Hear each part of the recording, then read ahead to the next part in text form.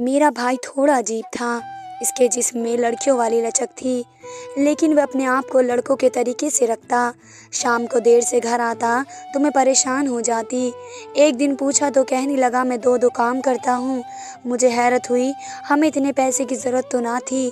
फिर मुझे शक था वह झूठ बोलता है। फिर एक दिन मैंने इसका पीछा किया और तौबा तौबा, वे काम पे जाने की जगह रेड लाइट एरिया की तरफ जा रहा था। जब इसके पीछे अंदर चली गई तो मेरे होश उड़ गए, क्योंकि वह तो एक मर्द। मेरा नाम सुमन है। मेरा इस दुनिया में सिवाय मेरे भाई के और कोई नहीं था। मेरा भाई मुझसे सिर्फ 1 साल बड़ा था। माँ बाप के जाने के बाद हम लोग किराए के घर में रहते थे। माँ बाबा इस दुनिया से गए तो चाचू ने हमारे घर पर कब्जा कर लिया। बाबा के सामने तो वे कहते कि मैं उन बच्चों का बहुत ख्याल रखूँगा, क्योंकि मेरे बाबा काफ़ी बीमार थे। लेकिन जैसे बाबा इस दुनिया से गए तो उन्होंने अपना रंग दिखा दिया। पूरे ख़ानदान में सिर्फ बाबा ने ही अपना घर बनाया था, बाकी सब लोग किराए के घर में रहते थे। इसलिए उन्होंने फ़ायदा उठाया। मेरे बाबा की तबीयत बहुत ख़राब थी और एक दिन माँ उनको हॉस्पिटल ले गई, क्योंकि मेरा भाई भी घर पर नहीं था और मैं भी। रास्ते में ही हादसा हो गया। बाबा तो पहले ही बिस्तर पर पड़े मर रहे थे। उनके साथ माँ भी इस दुनिया से चली गई। माँ को कुछ कहने का मौका नहीं मिला। बाबा ने आखिरी सांस लेते हुए भाई से कहा कि अपनी बहन का बहुत ख्याल रखना, ये तुम्हारी जिम्मेदारी है। मेरा भाई भी कोई बहुत जिम्मेदार इंसान नहीं था। वे अपनी दुनिया में मसरूफ़ रहता था। बाबा हमारे 8 साल से बीमार थे, लेकिन उसको कोई ज़्यादा फिक्र नहीं थी। लेकिन अब तो सब कुछ इस पर पड़ गया। माँ का कुछ जेवर था और बाबा के इलाज के लिए कुछ पैसे जमा किए थे, वही हमारे पास थे। हमने किराए का छोटा सा घर ले लिया और वहाँ पर रहने लगे। ये घर बहुत ही गंदा था। इसमें 2 कमरे थे। एक कमरे को कमरा कहना भी नहीं चाहिए, वहाँ पर लगता था किसी ने मुर्गियाँ रखी हुई थी। और एक बाथरूम था जो बाहर सहन में बना हुआ था। मैंने भाई को कहा कि छोटा कमरा तो रहने के काबिल नहीं है, यहाँ पर कबाड़ रखते हैं और बड़े कमरे में ही सोने के लिए जगह बना लेंगे। तो उसने कहा कि नहीं, मुझे अलग कमरा चाहिए। मैंने कहा कि तुमने कमरे का क्या करना है, वह कमरा रहने के काबिल नहीं है, उसको जितना भी साफ़ कर लो इससे बदबू नहीं जाएगी। दूसरा कमरा काफ़ी बड़ा था। मैंने उससे कहा कि वह अपना बिस्तर एक साइड में बिछा ले और एक साइड पर मैं अपने लिए बिस्तर बिछा लूँगी, लेकिन इसकी ज़िद कायम थी। इसने मुझे कहा कि तुम इस कमरे को साफ़ करो जितना हो सकता है, बाकी अगर इसमें बदबू आएगी तो वह मेरा मसला है। मैंने कहा कि जानवरों वाले कमरों में सोओगे तो कोई बीमारी हो जाएगी, लेकिन उसने मेरी बात नहीं मानी। पता नहीं उसे अलग कमरा क्यों चाहिए था। ऐसा भी उसने रात में क्या करना होता था कि उसे अलग कमरे की ज़रूरत थी। 2 लोग थे हम घर में। पहले तो माँ बाबा के साथ सोती थी। मुझे भी डर लगता था अकेले सोने से, और अब वैसे भी दिल में इतना डर बैठ गया था, इतना बड़ा दुख भी था। अब तो हर किसी से डर लगता था। लेकिन मेरे भाई ने मेरी बात नहीं मानी। इसने कहा कि मैं थोड़ा बहुत काम कर लूँगा, तुम बस घर को संभाल लेना। हम 2 लोग थे, हमारा इतना खर्चा नहीं था। एक दिन कुछ पका लेते तो 4 दिन खाते। ये शुक्र है कि चाचू ने हमारा सामान नहीं लिया, सामान हमने रख लिया। वैसे भी इस घर में था ही क्या, घर में रोटी पानी तो चल ही रहा था, लेकिन मेरे भाई की हरकतें बहुत ही अजीब हो गई। मैं माँ बाबा की तरफ ही मसरूफ़ रहती थी। 8 साल से तो बीमारी में काट रहे थे हम लोग, इसलिए कभी भाई पर ध्यान ही नहीं दिया। लेकिन अब जब इस पर ध्यान देना शुरू किया तो पता चला कि उसकी हरकतें काफ़ी ज़्यादा अजीब थी। एक दिन वो उसी कमरे में बैठा था और वहाँ से मुझे एक ऐसे गाने की आवाज़ आई जो तवाइफ़ें अक्सर अपने कोठों पर गाया करती थी। इन आँखों की मस्ती के मस्ताने हज़ारों हैं। मैंने दरवाज़े पर दस्तक दी और कहा कि किस किस्म के गाने सुन रहे हो, बंद करो। दरवाज़ा अंदर से लॉक था। उसने दरवाज़ा खोल दिया।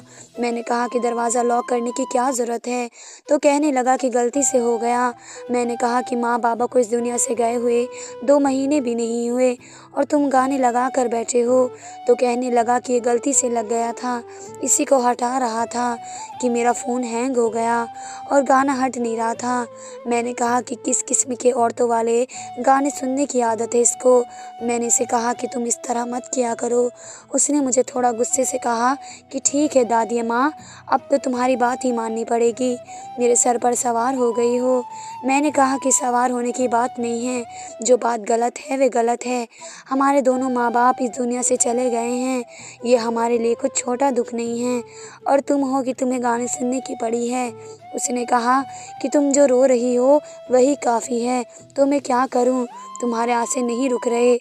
तो इसका मतलब ये नहीं कि तुम्हें सबसे ज़्यादा दुख है, मुझे भी दुख है, लेकिन मर्दों को ऊपर वाले ने हिम्मत दी होती है। वैसे मेरा भाई देखने में तो काफ़ी दुबला पतला लगता था और उसकी दाढ़ी भी अभी तक नहीं आई थी, जबकि 18 साल का हो चुका था। एक दिन मैंने देखा कि मेरा भाई सब काम करके घर आया तो उसके हाथ में एक काला शॉपर था जिसमें डब्बे जैसी कोई चीज़ लग रही थी। मैं हैरान हुई कि मैंने इससे कोई चीज़ मंगवाई नहीं है, लेकिन उसने वह चीज़ मुझे दी भी नहीं और बाथरूम में चला गया। जब बाथरूम से वापस आया तो उसके हाथ में वह शॉपर नहीं था। मैं सहन में बैठकर सब्ज़ी काट रही थी, इसलिए सब कुछ देख रही थी। मैंने भी इससे नहीं पूछा कि पता नहीं क्या है, शायद इसकी कोई अपनी चीज़ होगी, लेकिन अब इस तरह रोज़ होने लगा। मैं जब भी काम से आता इसके पास काले रंग का शॉपर होता, इसमें कोई डब्बा जैसी चीज़ महसूस होती, लेकिन वह उसको बाथरूम में ही छिपा देता और ख़ुद बाहर आ जाता। लेकिन अगले दिन जब मैं बाथरूम में गई तो मैंने सारा बाथरूम छान मारा तो वहाँ पर कुछ नहीं था। मेरा भाई रात को देर से आता था। मैं उसे कहती थी कि मैं अकेली बहुत डरती हूँ, ज़रा जल्दी आ जाया करो, और वह कहता था कि मेरा काम है इस तरह का। जब पूछती तो कहता कि मज़दूरी करता हूँ। मज़दूरी का काम रात को कौन करता है अंधेरे में, तो मज़दूरी का काम ही नहीं होता। एक दिन मैं किराने की दुकान पर गई अपनी एक सहेली के साथ, मुझे अपनी कोई पर्सनल चीज़ लेनी थी। जब मैंने दुकान वाले को कहा तो उसने मुझे वह चीज़ एक काले शॉपर में डाल कर दी। इस चीज़ की हर लड़की को ज़रूरत होती है, लेकिन दुकान वाले इसको काले शॉपर में या किसी अखबार में लपेट कर देते हैं ताकि बुरा ना लगे। जब मैंने इसकी तरफ देखा तो मुझे ऐसा लगा कि वो शॉपर तो इसके साथ का ही लग रहा था जैसा मेरे भाई के हाथ में होता। यहाँ तक कि दोनों शॉपर की शक्ल एक जैसी लगती थी, लेकिन मेरे भाई का उन चीज़ों के साथ क्या काम। यह तो बिल्कुल ही लड़कियों की चीज़ थी और बहुत ही ज़्यादा सीधी बात थी। खैर मैं वापस घर आ गई। घर आई तो मैंने भाई से मुझे ढेर सारे पैसे दिए। मैंने कहा ये क्या है, तो कहने लगा ये तनख्वाह है। मैंने कहा कि तुम तो दिहाड़ी पर काम करते हो, वैसे भी पैसे लाते रहते हो, फिर तनख्वाह कैसे मिल गई। तो उसने कहा कि मैं 2 काम करता हूँ। मुझे थोड़ा अफसोस हुआ, उसने सारी ज़िंदगी कोई काम नहीं किया और अब इसको 2 जगह काम करना पड़ रहा है। मैंने कहा कि हम 2 ही तो लोग हैं, तुम एक जगह काम करते हो तो भी गुजारा चल जाएगा। सोचा है कि कुछ बच्चों को ट्यूशन पढ़ा लूँगी। तो उसने कहा कि नहीं, मुझे घर में लोगों का आना जाना पसंद नहीं है। मोहल्ले के लोग घर में आएंगे तो इस घर के मामले पर नज़र रखेंगे, बातें करेंगे, और मैं ऐसा बिल्कुल भी नहीं चाहता। तुम ये पैसे अपने पास रखो ज़रूरत के लिए, बाकी रोज़ के जो पैसे वो खाने वगैरह बना लेना, लेकिन घर में कुछ पैसे होने चाहिए। और मैंने सोच लिया अगर मेरे पास ज़्यादा पैसे आ गए तो मैं चाचू पर केस करूँगा। मैंने कहा कि रहने दो, हम लोग केस हार जाएंगे, वकीलों की फ़ीस कौन भरेगा और तारीखों पर कौन जाएगा। मेरे भाई ने कहा कि अपने घर को इतनी आसानी से उस चाचू को खाने नहीं दूँगा। हमारे बाप की मेहनत की कमाई का घर था, कोई चोरी के पैसे नहीं थे। इस तरह नहीं चलेगा, बहुत पहचान है मेरी, लोगों के साथ देख लेना, अपना घर में वापस लेकर रहूँगा। मैंने दिल में सोचा कि ये मज़दूरी करने जाता है तो फिर बड़े बड़े लोगों से इसकी पहचान कैसे बन जाती है। कौन से बड़े लोग होते हैं इस जगह पर, पता नहीं वे किस तरह की बातें कर रहा था। मुझे इसकी बातें समझ नहीं आती थी, पर इसने इतने यकीन से कहा तो मैं भी सोचने लगी कि अगर हमें हमारा घर वापस मिल जाए तो कितनी अच्छी बात है। वो घर हमारे बाबा ने हमारे लिए बनाया था। इस घर में हमारे बाबा की यादें बसी हुई थी और बाकी ख़ानदान वाले भी इतने बदतमीज़ थे कि किसी ने भी ये नहीं कहा कि एक तो बच्चे यतीम हो गए हैं और ऊपर से उनका घर भी छीन लिया, क्योंकि चाचू हर हफ्ते घर में दावत रखते थे और सारे ख़ानदान को घर में बुलाकर खाना खिलाते। उन सब के पेट में तो हराम का खाना जा रहा था, उनको क्या ज़रूरत थी हमारे खिलाफ़ बोलने की। ऐसे सारे रिश्तेदार बड़े ज़लील होते हैं, कभी नहीं सुना कि किसी के रिश्तेदार अच्छे हैं। बहुत कम लोग होते हैं, शायद आटे में नमक के बराबर भी ना हो।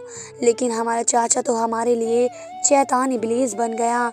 कि मेरा भाई इस तरह का कोई काम कर लेता तो बड़ी अच्छी बात है, लेकिन ये बड़ा ही मुश्किल था। उसने हमारे घर को कभी नहीं छोड़ा था। और कानपुर में घर के लिए कोई केस किया जाता है तो केस चलता रहता है, और 30 साल तक तो चलेगा ही चलेगा। इतने में घर के बंदे ही मर जाते हैं।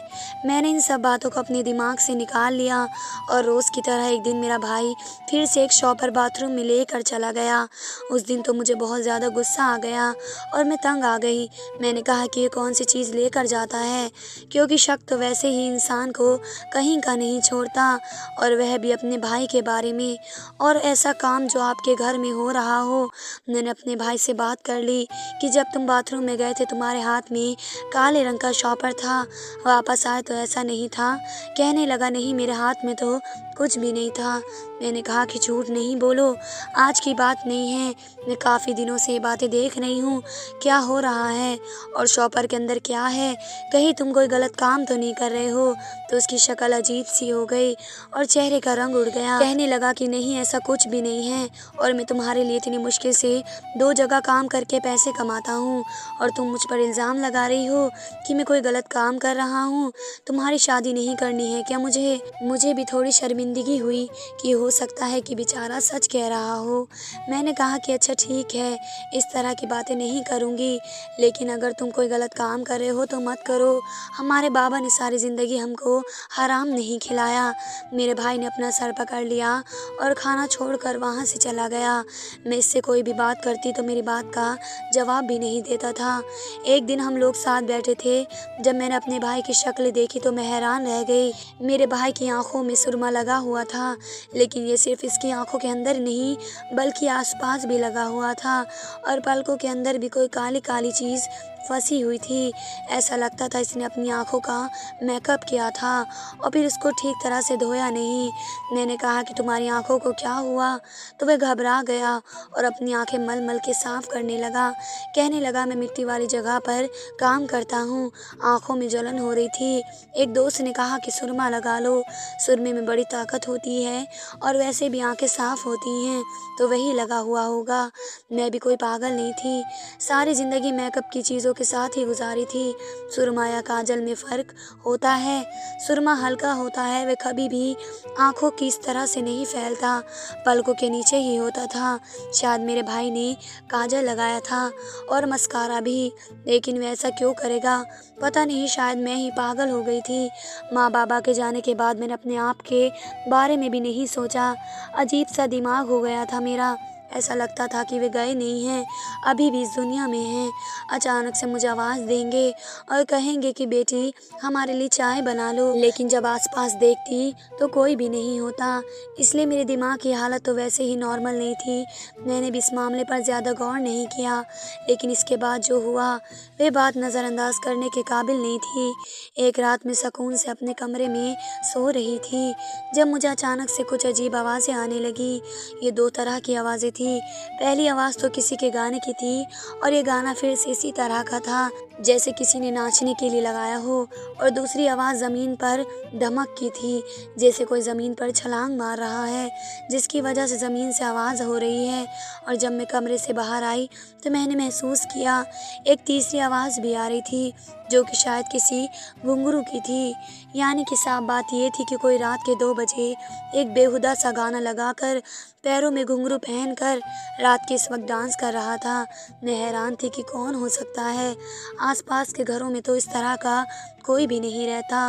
एक तरफ पंडित का घर था, उनकी बेटी तो इस तरह का डांस करने के बारे में सोच भी नहीं सकती, और दूसरी तरफ तो एक बूढ़े अंकल आंटी रहते थे, और ज़्यादा दूर से आवाज़ नहीं आ रही थी।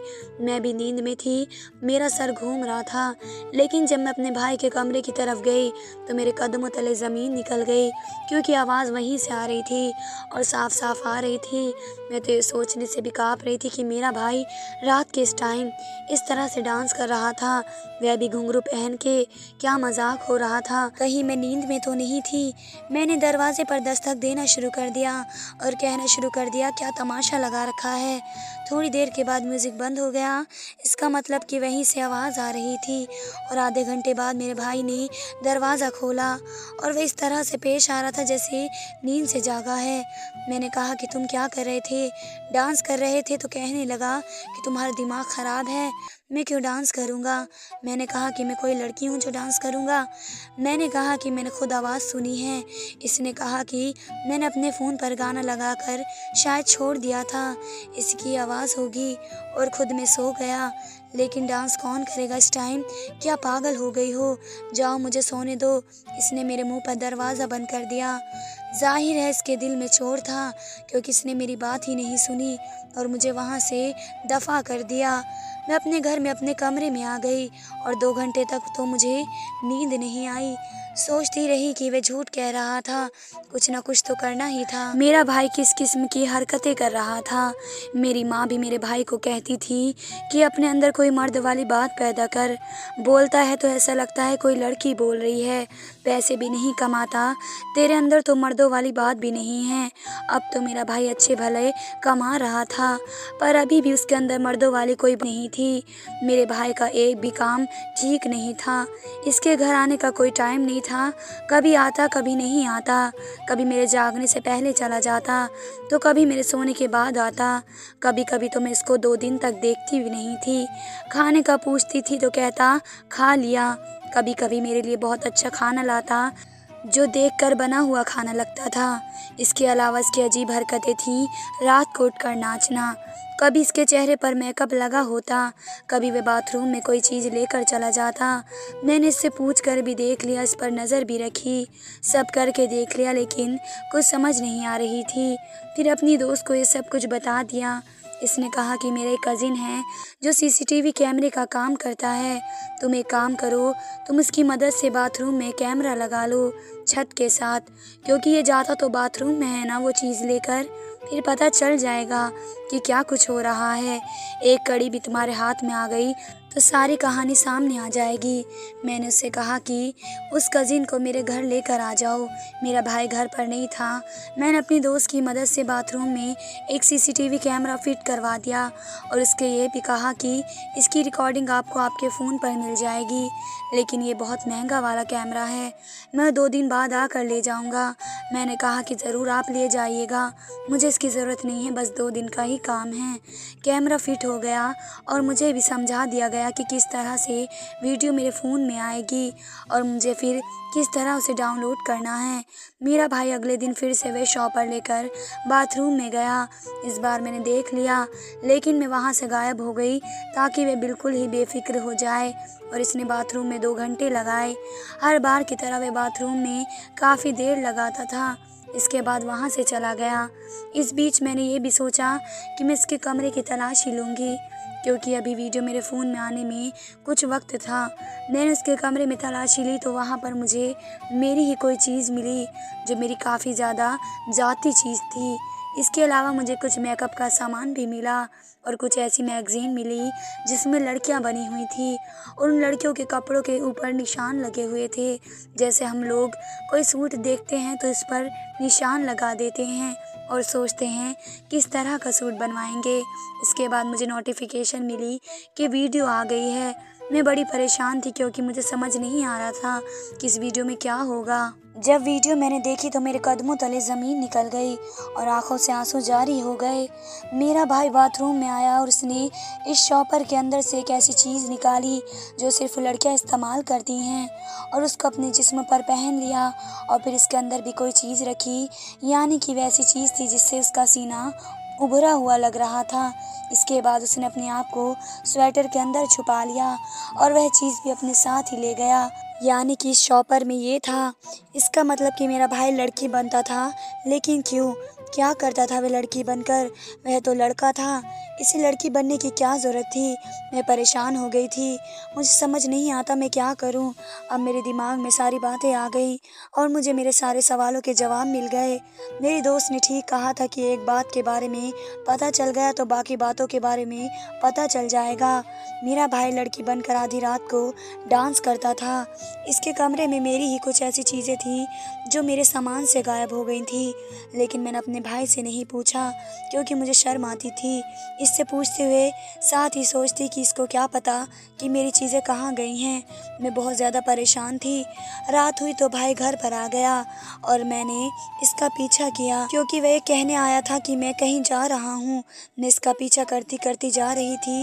वह शादी में चला गया और फिर वहाँ से कहीं गायब हो गया। थोड़ी देर के बाद मैंने देखा कि स्टेज पर एक किन्नर डांस कर रहा है। ऐसा डांस कर रहा था कि सब हैरान थे। जब मैंने गौर किया तो हैरान रह गई कि ये मेरा भाई था। वह शादियों में लड़कियों का डांस किया करता था। वह ऐसा डांस कर रहा था कि लोग सीटियाँ बजा रहे थे, इस पर नोट उड़ा रहे थे। अब मुझे समझ आया कि इतने सारे पैसे कहाँ से लाता था।